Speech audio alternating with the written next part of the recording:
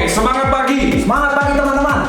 Semangat pagi Pak Darmadi dan teman-teman sekalian. Senang sekali kita ketemu lagi dalam 3M, Monday Morning Motivation. Ya, hari ini Pak Darmadi udah siapkan satu topik yang selalu dahsyat gitu, selalu luar biasa Ya, Pak ya. kita punya tugas di 3M ini adalah belajar dari orang. Iya. Belajar dari buku, supaya kita bisa lebih cepat gitu Pak ya. Luar biasa. Hari ini Pak Dar, kita mau bahas apa nih? Hari ini satu hal yang saya mau bahas Pak David, adalah sebuah buku nih yang judulnya Sell It Like Sheran. Ini buku very famous ya. Dan ini memang topik seorang yang tokoh di dalam dunia real estate New York. Dan mungkin bagi teman-teman saya harus kasih tahu bahwa ini adalah seorang ekstrovert. Ekstrovert luar biasa. Jadi teman-teman yang introvert mungkin agak sedikit nggak gitu seret dengan gayanya dia, tapi ya namanya juga seorang ekstrovert ya, kita lihat lah kehebatannya apa ya. Sheran ini nulis buku nih ya, Sell It Like a Sheran. Juallah seperti saya begitu ya. Dan dia adalah penulis buku dan sekaligus terkenalnya dia dari sebuah tayangan TV yang berjudul $1 Million Listing New York. Nah ini orang nih handling properti yang sampai ratusan miliar Pak. Jadi orang ini orang luar biasa. Mari kita belajar dari Sheran. Dan mungkin Anda jangan lupa bahwa Sheran ini kita akan bahas dalam 2 part ya. 2 part karena banyak topik-topik yang saya mau bahas. Jadi stay tune with us ya. Kita mulai dari secret pertama dari Sheran ini. Pak Darmadi tunggu dulu. Sebelum masuk ke secret pertama, jangan lupa teman-teman semua like, subscribe, dan komen YouTube channel ini. Silakan Pak Darmadi. Mari kita mulai secret pertama. Pak David, secret pertama. Secret pertama. Yes, ya. Secret pertama ini mengatakan, ini secret saya paling suka sebenarnya ya. Kelihatan sederhana. Dia bilang begini nih ya. Secret untuk kesuksesan Anda itu akan sebenarnya terlihat di dalam kehidupan nyata. Kalau dalam bahasa Inggris itu hindsight itu artinya gini nih. Anda tidak bisa belajar sesuatu tanpa tidak melakukannya. Banyak orang kan gini, baca buku, habis itu dia tiba-tiba belajar sesuatu oke-oke aja. Tetapi Sheran mengatakan semua secret sukses yang dia pelajari, yang dia mau cerita ini, harus dilakukan sendiri. Dan dalam proses melakukan sendiri, ketika Anda menghidupi proses itu, baru Anda bisa belajar. Jadi ini bagus ya, banyak juga marketing, saya tahu marketing baru ketika gabung jadi real estate agent, mereka pengen cepat ya. Ya mungkin mereka melakukan dengar dari cerita marketing lain yang sukses. Cuman bahayanya, biasanya seminar 1 jam 2 jam itu kan marketing sukses kan biasanya hanya cerita kesuksesannya dia gitu ya. Malah yang hal-hal yang buruk, hal-hal yang sulit mungkin nggak terlalu di cover.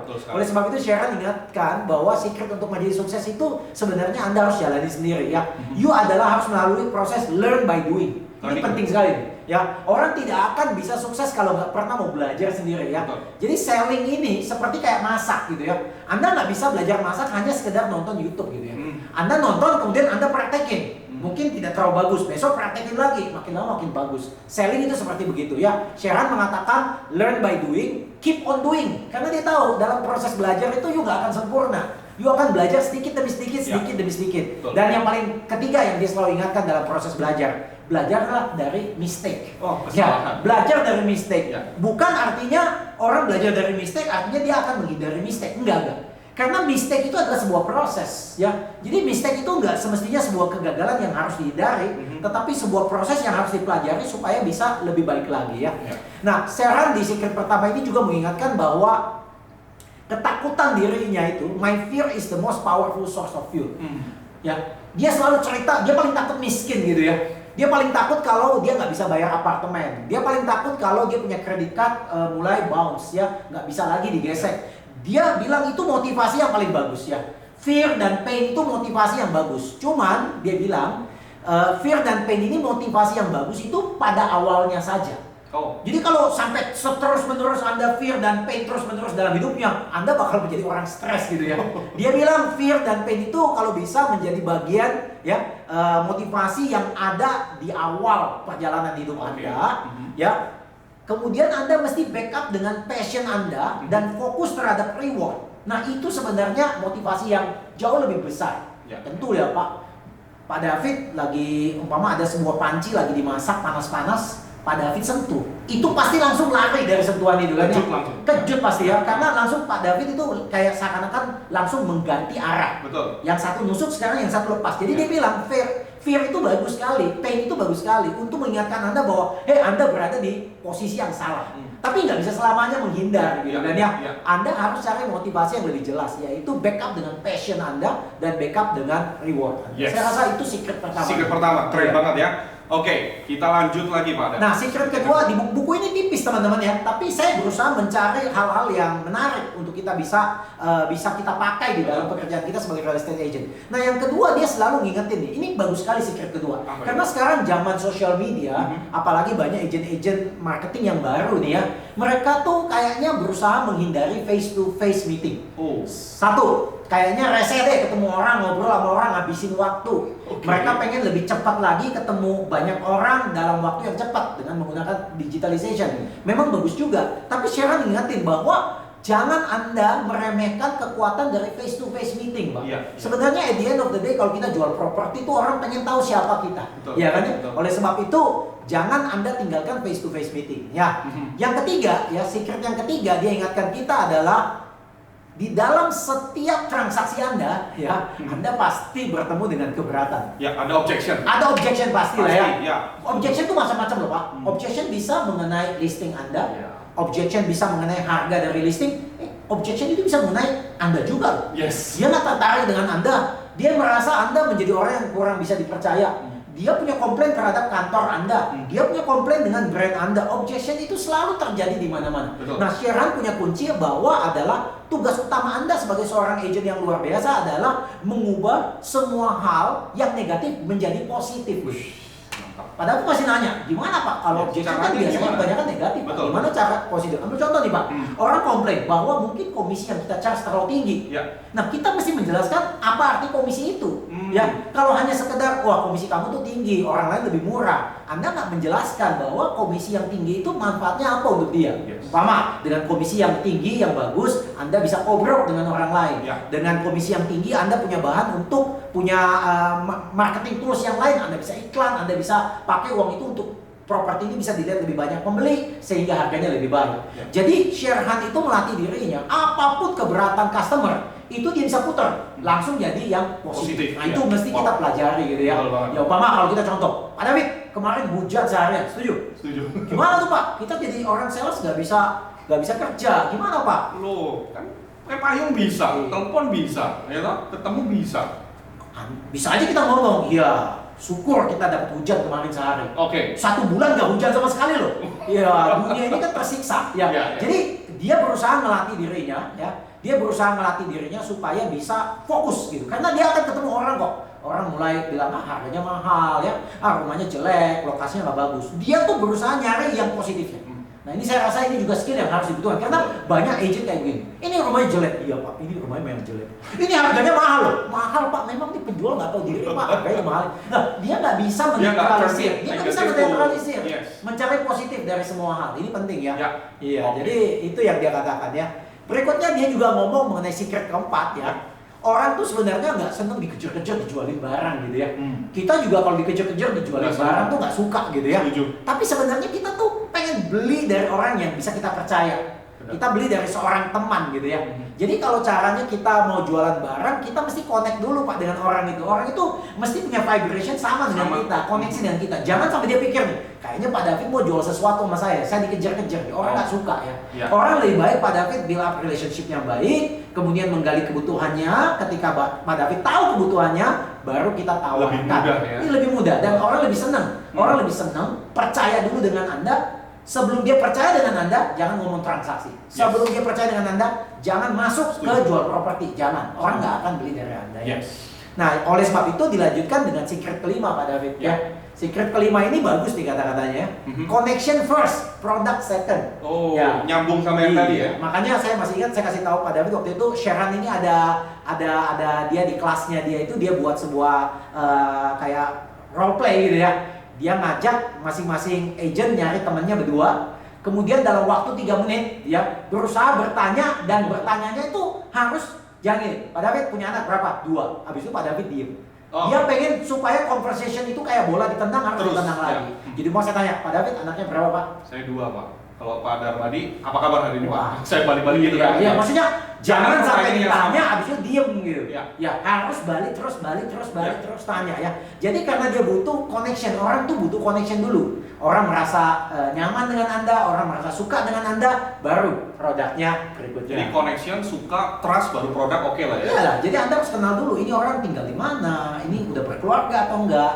pekerjaannya apa, gitu, apa yang menjadi utama bagi dia, dan sekarang masalahnya apa. Umpama dia cerita nih Pak, sambil ngobrol gitu ya, iya Pak, anak sih 2 Pak, tapi dua-duanya udah di luar negeri nih Pak. Oh, berarti sebentar lagi pulang. Iya, kebetulan yang gede pulang tahun depan Pak, yang kecil masih 2 tahun lagi. Oh, jadi kalau mereka pulang, apa yang menjadi kebutuhan anak yang seperti udah besar begitu Pak? Yang menjadi kebutuhan saya adalah saya pengen nyari properti Pak. Nah, masuk begitu dia ngomong, baru kita masuk gitu ya. Jadi itu penting sekali. Banyak sales yang terlalu cepat masuk di depan, akhirnya mendapat penolakan gitu ya. Ya, jadi poinnya adalah sebenarnya dikasih tugas bahwa setiap hari kita mesti nyari 3 orang gitu ya. 3 orang yang bisa kita connect, bukan di prospecting Pak ya.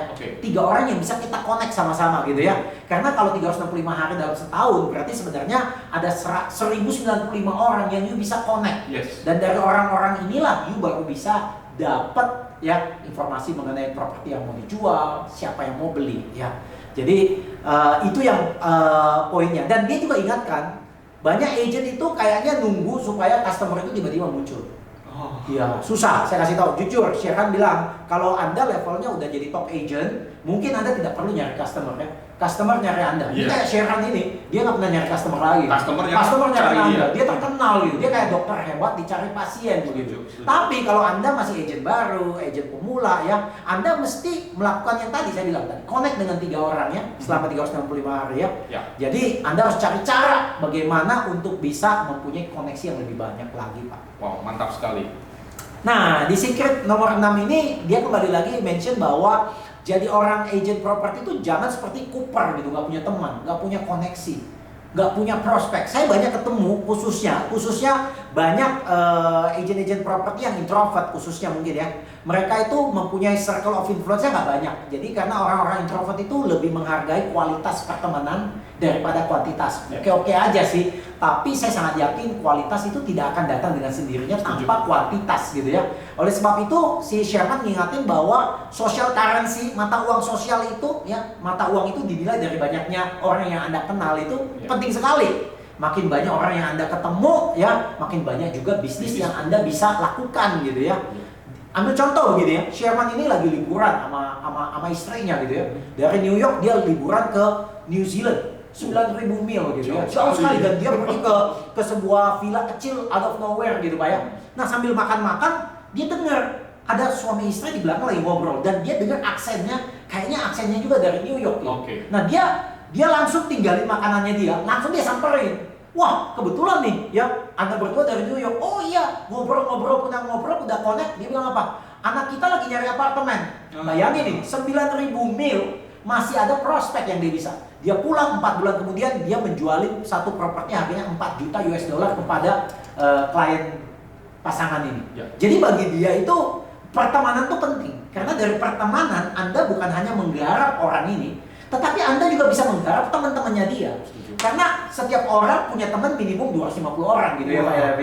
Jadi kalau Anda garap dia, Anda juga bisa garap temennya gitu ya. Dan dia bilang begini nih, jangan Anda bayangkan seorang Sherman itu orang yang dilahirkan itu sudah punya otot, di mana setiap hari ototnya itu udah jago nyari orang gitu. Kayaknya senang banget ketemu orang, jujur lah.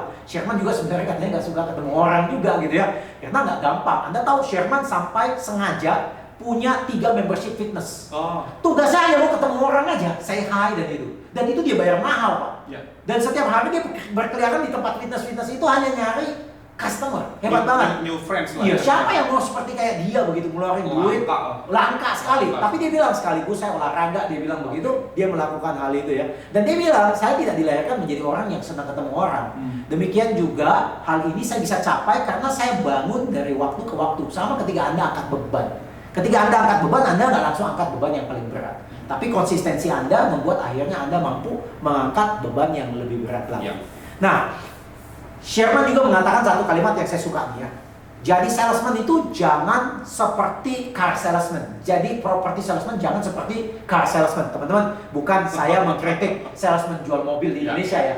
Ini dia gambarkan bahwa salesman katanya diukur salesman yang presentasinya paling banyak masuk neraka katanya salesman mobil second di Amerika katanya. Jadi kalau mobil second di Amerika itu kemungkinan masuk nerakanya tinggi. Kenapa katanya? Karena mungkin apa yang dia ngomong nggak bisa dipegang gitu kali ya. Jadi dia bilang jangan jadi agent property itu seperti second car salesman gitu ya, mobil bekas gitu. Kenapa? Mereka dia tipikalnya sebagai orang yang terlalu pushy, terlalu agresif. Kadang-kadang Anda mau beli A, dia jualin B gitu. Ambil contoh nih, Pak David mau beli mobil SUV. Tapi kebetulan mereka nggak punya, mereka hanya punya mobil balap Porsche gitu. Jadi Pak David awalnya nyari SUV karena orang ini pintar jualan gitu ya. Akhirnya Pak David bawa pulang mobil Porsche gitu ya. Nah pertanyaannya ketika Pak David bawa pulang mobil Porsche dan Pak David mau pakai mobil itu besok, anak Pak David ada dua, nanya, Pak kita duduk di mana? Loh, Anda lihat udah ada tempat gitu. Lah kita salah beli mobil. Next time-nya Pak David nggak bakal balik beli sama dia lagi.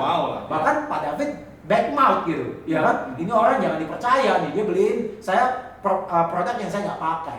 Jadi orang bisa kecewa, dan yang kedua apa yang dia inginkan, kebutuhannya dia tidak dijawab sama agent property mobil second ini. Tapi dia juga bilang jangan juga jadi orang itu yang seperti kayak McDonald sales counter gitu. Kerjanya kayak nunggu pasif aja gitu ya. Seperti robot gitu, ya kan? Kalau nggak ditanya nggak jawab dia kan? Ya, jangan juga jadi sales kayak begitu. Ya, sales itu mesti mempunyai hidup gitu ya. Nanya orang, proaktif dengan orang. Jadi itu mengenai sosial yang tadi yang saya katakan ya. Nah, kita masuk yang ketujuh nih ya. Yang ketujuh. Nah, salah satu hal yang saya menarik dari Sherman, dia bilang jangan selalu menjual produk yang paling mahal. Menarik nih Pak. Kadang-kadang produk paling mahal itu malah dipakai sebagai strategi kita untuk menjual produk yang lebih murah. Ini kita sudah belajar di waktu kemarin ya. The Psychology of Persuasion sebenarnya. Sama dia juga lakukan. Dan dia bilang manusia itu adalah makhluk yang sangat emotion gitu kan ya.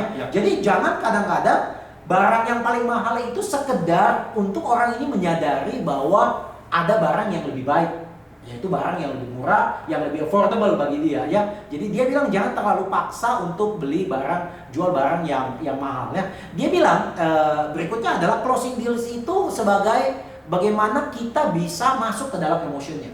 Ya, dia kasih tahu bahwa sales agent itu jangan terlalu terpaku dengan angka. Umpama orang mau beli properti 3M, Anda bukan hanya sekedar kasih lihat dia 3M, kadang-kadang 3,5M, 4M boleh dikasih lihat, 2,5M boleh kasih lihat. Memainkan emosi. Iya, karena emosinya dia bisa aja dia suka gitu ya. Nah, bagaimana dia bilang rahasia untuk membuat orang tuh pengen beli dari Anda. Jadi kalau ada 2 agent properti, bagaimana caranya buat pembeli itu belinya dari kita, bukan dari orang lain, Pak David.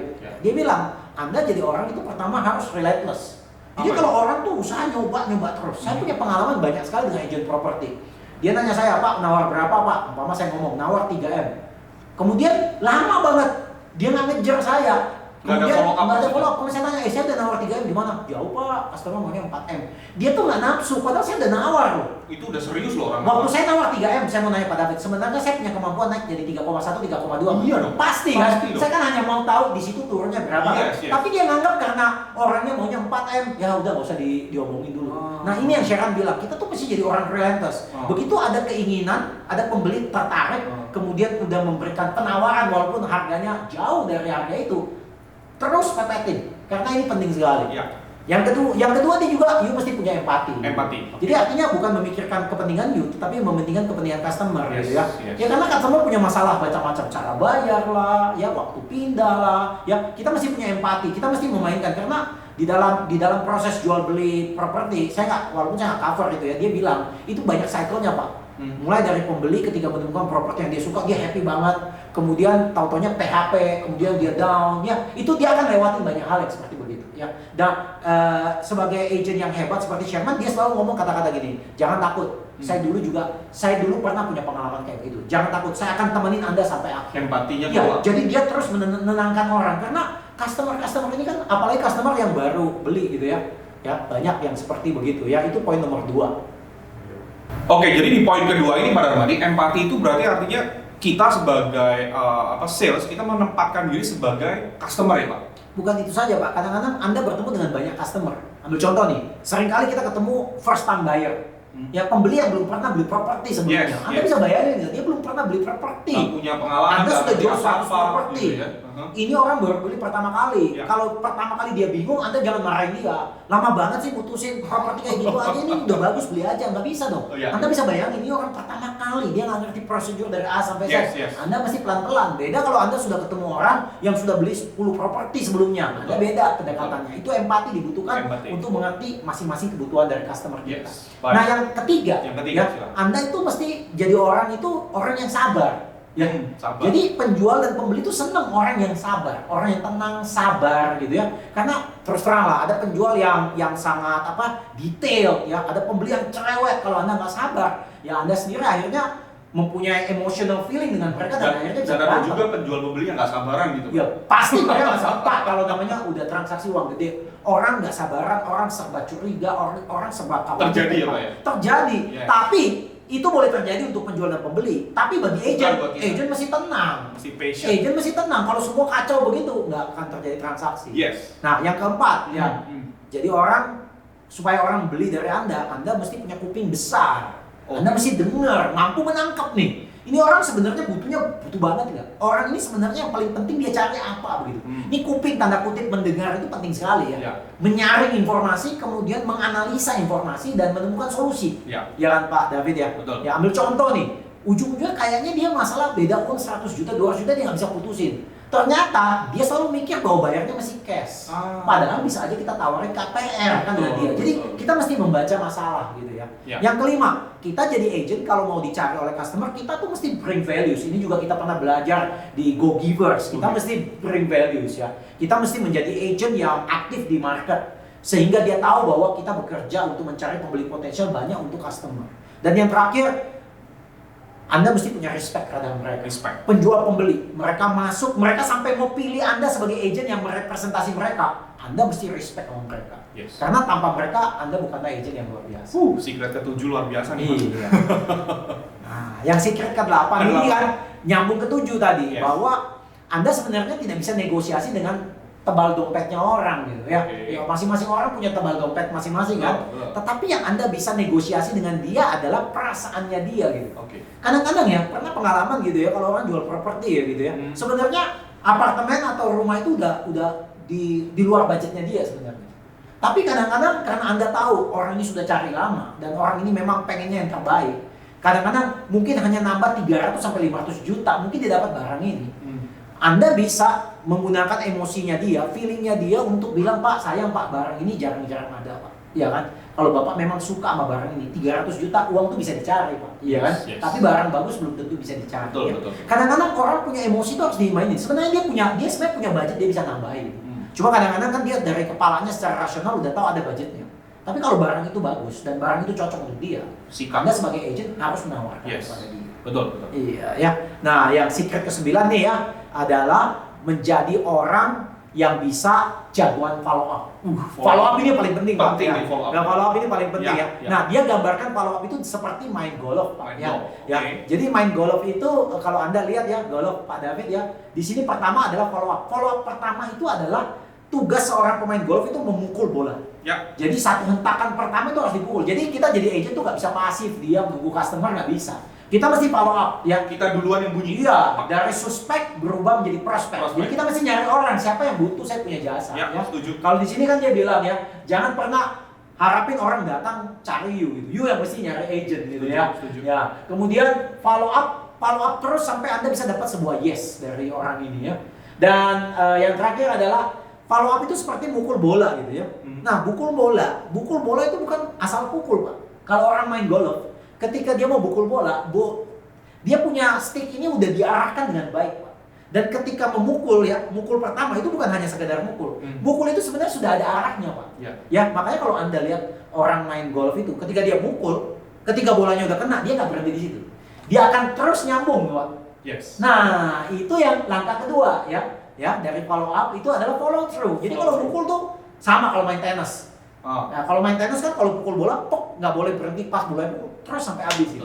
Nah, ini dia bilang kalau udah di follow seperti tadi orang udah nawar 3M walaupun harganya 4M, you follow dia terus dong. Ya minta dia naik lagi kalau dia serius. Minta dia datang lihat sekali lagi. Minta dia datang ketemu dengan penjual. Ya kan? Nah, seperti begitu baru transaksi itu bisa terjadi ya. Follow through ini bahwa buat diri Anda seorang yang accountable. Jadi banyak sekali agent juga kadang-kadang sudah follow up customer hilang, customer hilang, kayak nggak ngerti gitu ya. Jadi itu nggak di follow through. Dia pikir saya ini nggak serius, jadi nggak di follow through ya. Yang ketiga ya itu harus follow back.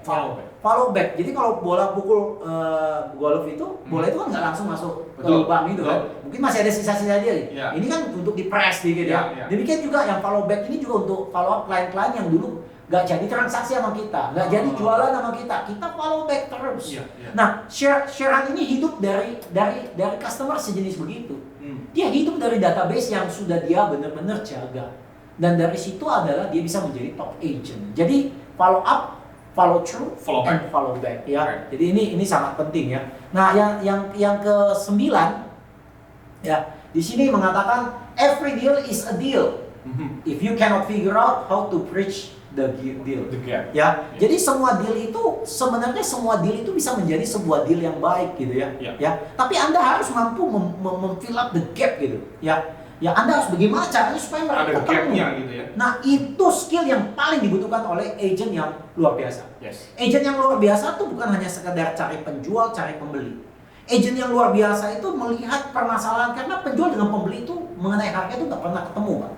Kenapa? Karena penjual ingin menjual setinggi mungkin. Pasti. Pembeli mau membeli semurah mungkin. Ya. Nah, mereka ini kan semua rasional sekali gitu, ya. Karena kalau penjual ditanya, kenapa you mau jual setinggi ini? Ya, tetangga saya ada yang jual segitu. Padahal mungkin dia nggak tahu tetangganya propertinya beda sama punya dia. Lokasinya beda dengan dia. Pembeli ditanya, kenapa lu hanya mau harganya segini? Karena uang saya hanya segitu. Lah kan lucu juga gitu kan. Padahal properti yang dia naksir itu lebih mahal daripada budget yang dia sediakan. Nah, ini tugas sebagai seorang agent untuk selalu mengisi gap itu sampai ketemu. Ya. Jadi dia bilang, salah satu aturan saya di dalam negosiasi, kata Sharon, adalah selalu berikan counter. Walaupun jauh harganya antara penawaran pembeli terhadap penjual, selalu kasih counter. Selalu advice penjual, Pak, udah 3 bulan loh Pak, memang orang ini kasih penawaran yang agak jauh dari harga Anda. Tapi selama 3 bulan ini nggak ada yang nawar. Orang ini kasih nawar, berarti orang ini serius. Jadi dia selalu menempatkan penjual dan pembeli dalam posisi yang saling menghormati sehingga bisa ketemu. Ya, yang kedua juga dia juga selalu ngomong bahwa Anda juga kadang-kadang harus memainkan dengan ketakutan, karena kadang-kadang kalau properti itu bagus, pembeli juga takut kalau nggak dapat barang itu. Betul. Penjual juga takut sebenarnya kalau udah ada customer serius, taunya mundur, mesti mulai lagi dari awal. Jadi dia bilang Anda harus mempermainkan ketakutan itu. Ya, fear itu harus dipermainkan ya.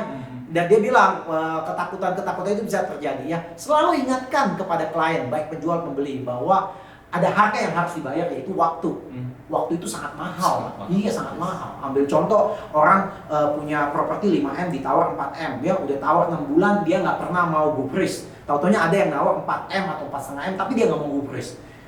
Karena dia nolak penawaran itu, dia bisa nunggu setahun lagi.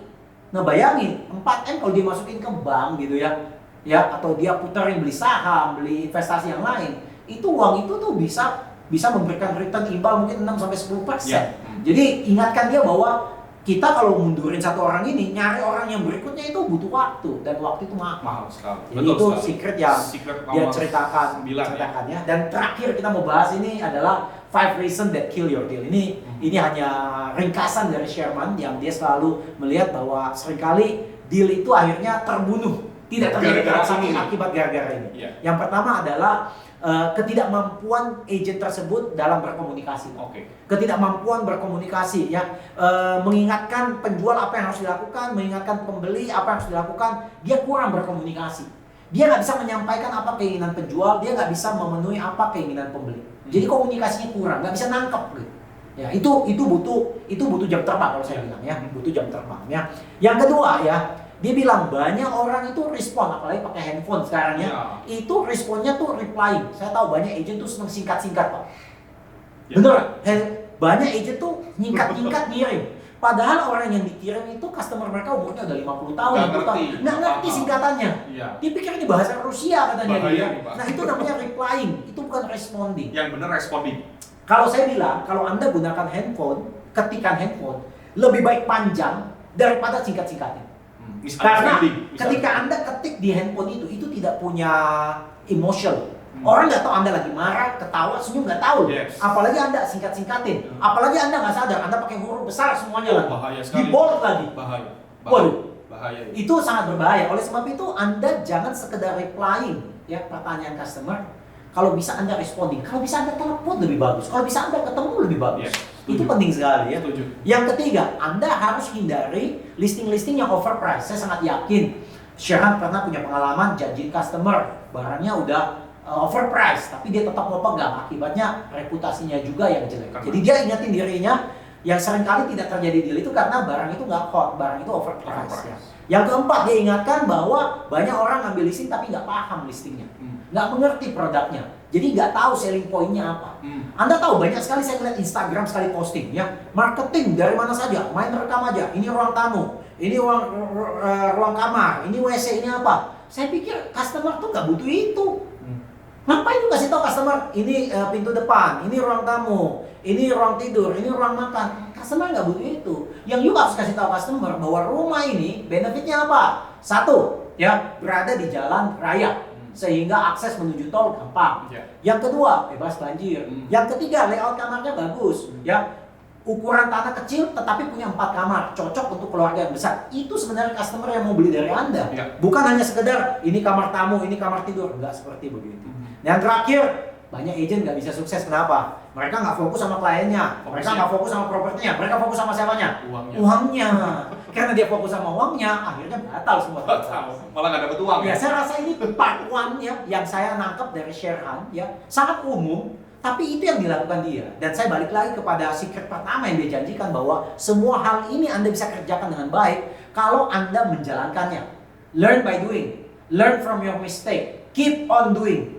Itu yang membuat dia menjadi agent nomor 1 di New York. Luar biasa. Thank you Pak Darmadi. Teman-teman sekalian, sekali lagi jangan lupa like, subscribe, dan komen YouTube channel ini. Semoga bermanfaat. Sampai ketemu lagi dalam Monday Morning Motivation.